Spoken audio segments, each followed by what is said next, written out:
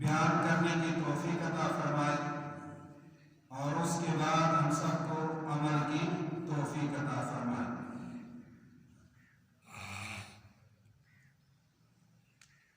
اللہ رب العزت نے اپنے محبوب مکرم صلی اللہ علیہ وسلم کی معیت اور رفاقت کے لیے ان افراد کا انتخاب فرمایا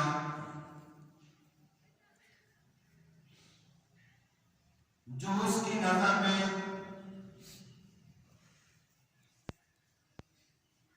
سب سے اونچے ہیں، اور حضرات انبیاء علیہ الصلوۃ والسلام کی حضرات انبیاء علیہ الصلوۃ والسلام کے بعد بزم کائنات میں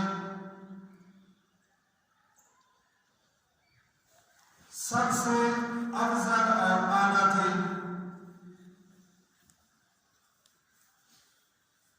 پھر رحمت عالم صلی اللہ علیہ وسلم کی تعلیم اور تربیت سے یہ حضرات اطاعت اور عمل کے اس مقام پر پہنچے کہ ان کا کردار قیامت تک ہر شعبہ زندگی کے مسلمانوں کو روشنی دیتا رہے گا۔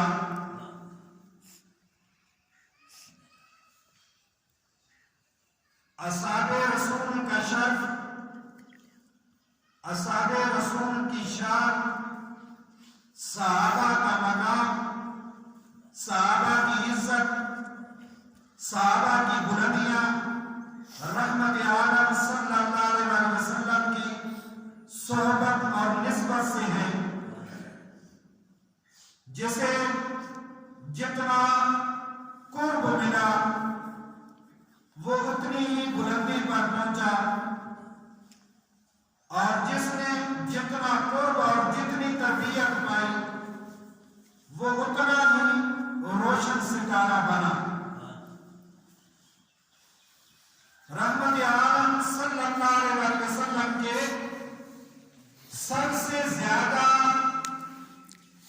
قریب، رحمت عالم صلی اللہ علیہ وسلم کی سب سے زیادہ قربت، رحمت عالم صلی اللہ علیہ وسلم کے سب سے زیادہ رفاقت، رحمت عالم صلی اللہ علیہ وسلم کا سب سے بڑھ کر اعتماد پانے والے جناب سیدنا صدیق اکبر، جو آپ کے گھر کے ساتھی بھی ہیں اور آپ کے مزاج کے ساتھی بھی ہیں۔ یہ ابو بکر ہدایت کا وہ چمکتا ہوا تارا ہے، وہ روشن سورج ہے جو رحمت عالم صلی اللہ علیہ وسلم کے بعد امت کے لیے سب سے بڑے رہنما ہیں۔ آپ کی زندگی کا لمحہ لمحہ نور ہے، آپ کی زندگی کا ایک ایک لمحہ امت کے لیے نور ہے، روشنی ہے۔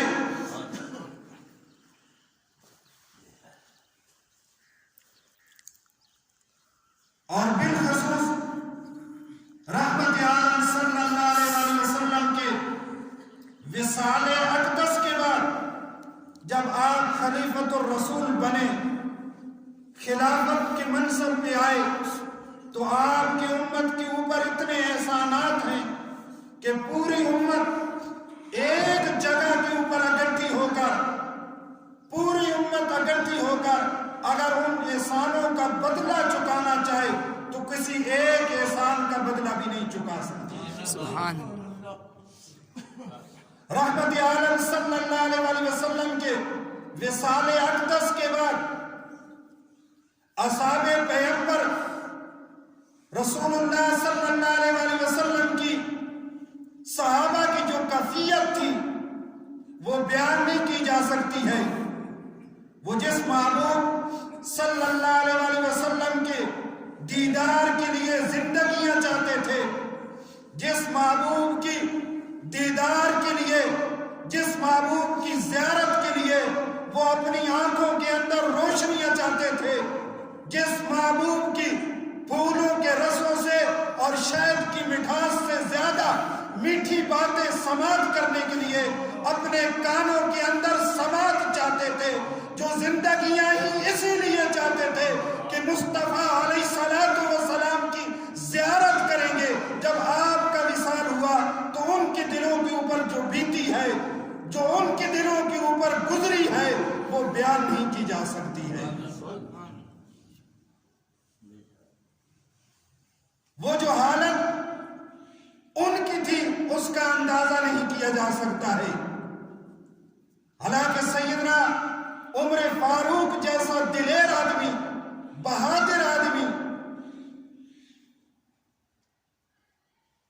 جس کی دلیری کے لیے میرے مصطفیٰ نے یہ شہادت دی ہے کہ میرا عمر جس راستے سے گزر جاتا ہے شیطان اس راستے سے نہیں گزر سکتا ہے۔ آپ بھی جناب عمر فاروق رضی اللہ تعالیٰ عنہ بھی آپ کے وصال اقدس کا یقین نہیں کر رہے تھے۔ اس وقت فقط ایک ہی ہستی جناب سیدنا صدیق اکبر نے اللہ کی توفیق سے ایک طرف تو اصحاب رسول کو سنبھالا، دوسری طرف خلافت کے منصب پہ آ کر 2.5 سال کے عرصے میں دین متین کے ساتھ اسلام کے خلاف جتنے بھی فتنے اٹھے ہیں ان فتنوں کا خاتمہ کیا اور دور فاروقی کے لیے آغاز کیا ان فتوحات کا جنہوں نے دور فاروقی میں ہونا تھا۔ وہ راستے ہموار کیے جو دور فاروقی میں کام آنے والے تھے، اور یہ اعزاز بھی آپ کو حاصل ہے کہ آپ اس امت کے پہلے خلیفہ ہیں، اور یہ صرف اعزاز ہی آپ کو حاصل نہیں ہے بلکہ منصب خلافت کو اور ناز خلافت کو یہ ناز ہے کہ اس کے اوپر وفاؤں کا شہر، وفاؤں کا پیکر، استقامت کا پہاڑ ابو بکر مسند نشین میسر آیا ہے۔ اور خلافت کے بعد جو مشکلات کے پہاڑ آپ پہ ٹوٹے، جو تکلیفیں آپ پہ آئیں، اگر وہ کسی پہاڑ کے اوپر آتی تو رب کعبہ کی عزت کی قسم وہ پہاڑ بھی ریزہ ریزہ ہو جاتا۔ اس حوالے سے حکیم الامت مولانا نعیم الدین مرابادی رحمت اللہ علیہ نے بہت خوبصورت ایک جملہ کہا، فرمایا ابو بکر کے اوپر خلافت کے بعد جو مشکلات کے پہاڑ ٹوٹے، جو مشکلات آئیں، آپ نے امت کی کشتی کو نہ چھوڑا۔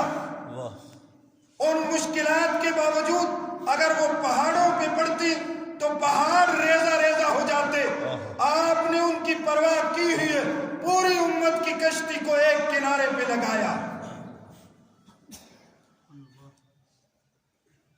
بہتری جس پہ کرے فخر وہ بہتر ابو بکر ہے، بہتریاں جس پہ فخر کرے وہ بہتر ابو بکر ہے، اور سروری جس پہ کرے، سروری جس پہ کرے ناز وہ سرور ابو بکر ہے۔ سبحان اللہ، سبحان اللہ۔ آپ رسول اللہ صلی اللہ علیہ وسلم کے سب سے زیادہ قریبی آدمی ہیں۔ بے شک جب رحمت عالم صلی اللہ علیہ وسلم کی طرف سے ہر طرح کے لوگوں نے منہ موڑ لیا، اپنے خاندان والوں نے منہ موڑ لیا، اس وقت سب سے پہلے محمد رسول اللہ کی شہادت دینے کے لیے ابو بکر میدان میں۔ سبحان اللہ، سبحان اللہ۔ یہ اسلام کا وہ عظیم ہیرو ہے، اسلام کا وہ چمکتا ہوا ہدایت کا روشن تارا ہے جس نے مصطفیٰ علیہ السلام کی موجودگی میں بھی امت کا خیال رکھا اور آپ کے وصال اقدس کے بعد بھی امت کو تنہا نہ چھوڑا۔ بے شک بے شک آپ کی بارگاہ میں ایک مرتبہ جبرائیل آئے. میرے آقا علیہ الصلوۃ والسلام نے پوچھا جبرائیل اگر اللہ آپ کو بشر بنا دے، اللہ آپ کو بشر بنا دے، آپ نوری ہیں، اور اللہ آپ کو فرض مال بشر بنا دے تو جبرائیل تو کون سا بشر بننا پسند کرے گا؟ واہ واہ واہ واہ کون سا بشر بننا پسند کرے گا؟ تو جبرائیل امین نے عرض کی اللہ کے رسول اگر اللہ مجھے نوری سے بشر بنا دے، اگر اللہ مجھے انسان بنا دے تو میں آپ کے یار غار ابو بکر جیسا بشر بننے کے لیے واہ واہ واہ سبحان اللہ سبحان اللہ میری دعا اور میری آرزو یہ ہوگی کہ اگر اللہ مجھے بشر بنائے تو ابو بکر جیسا بشر بنائے. بے شک بے شک آپ نے ہر دور میں امت کی خیر خواہی کے لیے قدم بڑھایا. وہ حکومتی خلافت کے زمرے میں ہو یا خلافت سے پہلے ہو، آپ اس بزم کائنات کے وہ عظیم انسان ہیں کہ رسالت امام صلی اللہ علیہ وسلم کی آیات اقدس کے اندر مدینہ النبی کے بہر ایک بڑھیا عورت رہتی تھی، معذور تھی، کام کاج نہیں کر سکتی تھی. سیدنا صدیق اکبر نے اس کی خدمت فرمائی. سبحان اللہ آپ کی رسالہ اقدس کے بعد جب آپ کو منصب خلافت پہ بٹھایا گیا، لوگوں کی امامت دی گئی ہے، تو اس وقت سیدنا عمر فاروق رضی اللہ تعالیٰ عنہ نے سوچا کہ اب یہ نیکی میرے ہاتھ سے نہیں جانی چاہیے. اس بوڑھی عورت کی خدمت کر کے، اس کا کام کاج کر کے اب یہ نیکی میں اپنے نامہ اعمال میں کر لوں. جناب عمر رضی اللہ تعالیٰ عنہ اس کے گھر پہنچے، بڑھیا سے پوچھی کام کاج کے حوالے سے، کہا بیٹا سحری کے وقت کوئی آیا تھا کر کے چلا گیا. سیدنا عمر دوسرے دن ذرا نماز فجر کے فوراً بعد چلے گئے، بڑھیا سے پوچھا، کہنے لگی بیٹا کوئی آیا تھا کر گیا. ہائے ہائے ہائے واہ واہ واہ تیسرے دن آپ پھر جب نکلے تو اب آپ بڑھیا کے گھر نہ گئے بلکہ اس راستے میں جا کر بیٹھ گئے ہیں کہ اب رسول اللہ کی آیات میں ابو بکر اس بڑھیا کا کام کرنے کے لیے آتا تھا، اب ابو بکر خلافت کے منصب پہ ہے، لوگوں کی امامت فرما رہے ہیں، اب امیر المومنین ہیں، اب کون ہے جو ابو بکر کے بعد اس بڑھیا کا کام کاج کرنے کے لیے مجھ سے پہلے پہنچ جاتا ہے اس کے گھر. تہجد کے بعد جب جس راستے پہ بیٹھے تو ایک شخص آیا، اس نے اپنا منہ ڈھانپا ہوا تھا، چادر اوڑھی ہوئی تھی، اور جلدی جلدی اس بڑھیا کے گھر گیا، کام کاج کیا، مٹکا پانی والا لیا، باہر چشمے پہ گیا، کنویں پہ گیا، پانی بھرا، بڑھیا کے لیے کھانا تیار کیا، چادر اوڑھ کر واپس مسجد نبوی کی امامت کے لیے جلدی جلدی اپنے قدم اٹھا کے آنے لگا. حضرت عمر رضی اللہ تعالیٰ عنہ راستے میں بیٹھے ہیں. آپ نے جب دیکھا کہ یہ شخص ہے جو پردے میں جا کر اب اس بڑھیا کا کام کر کے آتا ہے، ذرا اپنا منہ چھپا کے جاتا ہے، میں اس کی چادر کھینچ کر تو دیکھوں کہ اب کون ہے جو عمر سے پہلے اس بڑھیا کے گھر پہنچ جاتا ہے. چادر کھینچ کے دیکھی تو وقت کا امیر المومنین ابو بکر. ہائے ہائے سبحان اللہ سبحان اللہ آپ نے جن اصولوں پہ اور جن اصولوں کی بنیاد پر حکومت کی، خلافت کی، ریاست کی رٹ قائم کی ہے، وہ امت مسلمہ کے لیے اور بالخصوص امت مسلمہ کے حکمرانوں کے لیے لائق تقلید ہے. بے شک بے شک یہ وہ ابو بکر ہے، وہ ابو بکر ہے کہ جس کے لیے رسول اللہ صلی اللہ علیہ وسلم نے خود فرمایا میری امت میں، میری جماعت میں، میرے صحابہ میں ایک واحد ابو بکر ہے، ایک واحد ابو بکر ایسا انسان ہے کہ جس کے مال و دولت نے میں مصطفیٰ صلی اللہ علیہ وسلم کو تحفظ فراہم کیا. سبحان اللہ سبحان اللہ سب سے زیادہ مجھے فائدہ ملا ہے تو ابو بکر کے مال سے ملا ہے. اور آپ نے فرمایا میں دنیا میں ہر ایک کے احسان کا بدلہ دنیا میں دے کے جا رہا ہوں. ابو بکر کے میرے اوپر کچھ ایسے احسان ہیں جن کا بدلہ آج دنیا میں مصطفیٰ نہیں دے کے جا رہا ہوں بلکہ کل قیامت کے دن خدا دے گا. نعرہ تکبیر، نعرہ رسالت، نعرہ رسالت، نعرہ حیدری، نعرہ تحقیق، نعرہ غوثیہ، شان صدیق اکبر، شان صدیق اکبر. رحمت عالم صلی اللہ علیہ وسلم کا فرمان ہے اللہ نے ہر نبی کو 2 وزیر دنیا پہ عطا کیے ہیں اور 2 وزیر آسمانوں پہ عطا کیے ہیں. واہ واہ واہ. یعنی نبی کی جو حکومت ہوتی ہے وہ صرف زمین پہ نہیں چلتی ہے بلکہ زمین سے اوپر آسمانوں پہ بھی چلتی ہے. وزیر وہاں ہی ہوتے ہیں جہاں حکومت ہوتی ہے. تو دنیا میں بھی آپ نے فرمایا اللہ نے مجھے 2 وزیر عطا فرمائے ہیں اور آسمانوں پہ بھی 2 وزیر عطا فرمائے ہیں. اور آپ نے کیا فرمایا؟ مجھے اللہ نے جو دنیا میں 2 وزیر عطا فرمائے ہیں وہ ابو بکر اور واہ سبحان اللہ، سبحان اللہ. آسمانوں میں جبرائیل عقید عطا کیے اور دنیا میں ابو بکر اور فاروق عطا کیے. سبحان اللہ. سیدنا صدیق اکبر، صحابہ بیٹھے ہیں، صحابہ مجمع لگا ہوا ہے اصحاب رسول کا. صحابہ بیٹھے ہیں اپنی اپنی خواہش ظاہر کر رہے ہیں، اپنی اپنی پسند ظاہر کر رہے ہیں. ایک کہتا ہے تیری کیا پسند ہے، دوسرا کہتا ہے کہ تیری کیا پسند ہے. ایک صحابی نے ابو بکر سے پوچھا تیری بھی کوئی پسند ہے؟ فرمایا ہاں دل ہے تو پسند تو ہوتی ہے. جب دل ہے تو پسند تو ہے. فرمایا ابو بکر تیری کیا پسند ہے؟ فرمایا میری پہلی پسند یہ ہے، میری پہلی تمنا یہ ہے بیٹی میری ہو اور زوجہ رسول اللہ. واہ واہ. مجھے دنیا میں اگر کوئی چیز پسند ہے تو سب سے پہلی یہ چیز پسند ہے کہ بیٹی ابو بکر کی ہو اور وہ زوجہ مصطفیٰ کی ہو. سبحان اللہ. ابو بکر کی اس پسند کا خیال کیا ہے. ابو بکر کی اس پسند کا خیال کیا گیا ہے. ابو بکر کی بیٹی رسول اللہ کے نکاح میں آئی ہے. فرمایا دوسری پسند ابو بکر کی یہ ہے کہ ابو بکر کا جو مال ہے، جو کچھ ابو بکر کا ہے وہ مصطفیٰ کا ہے. مال میرا ہو اور خرچ مصطفیٰ کا ہے. روایات کہتی ہیں اللہ کے نبی جس کے گھر جاتے دستک دے کے جاتے تھے. صحابہ میں واحد گھر ابو بکر کا تھا جس میں رحمت عالم بغیر دستک کے چلے جائے.